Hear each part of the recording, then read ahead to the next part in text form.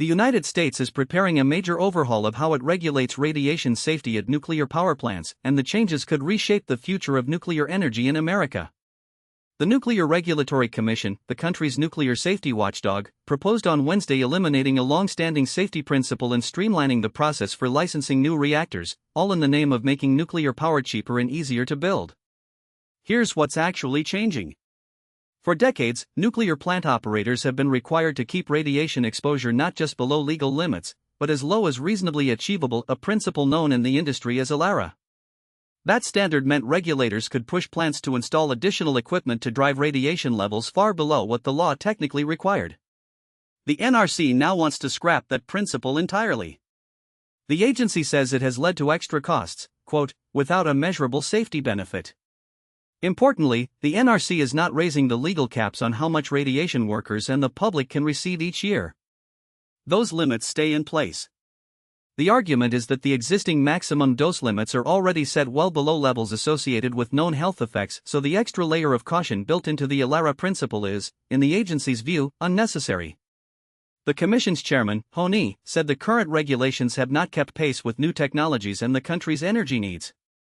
He said the proposed rules would strip out rigid frameworks and unnecessary conservatism to accelerate the safe deployment of new reactors across America.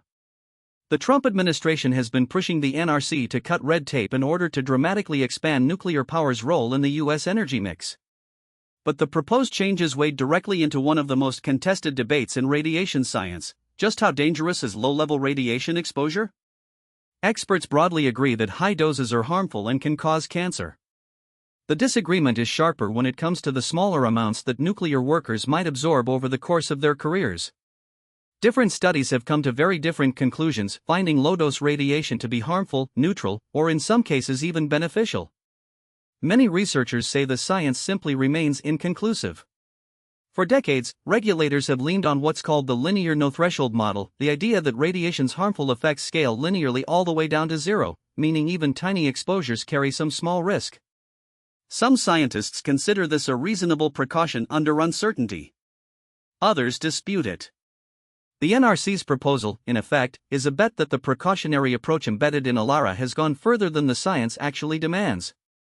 The proposal now enters a public comment period before any final rules take effect. Whether it accelerates a nuclear renaissance in the U.S. or sparks a fierce backlash from safety advocates remains to be seen. I'm your host, and we'll keep following this story as it develops.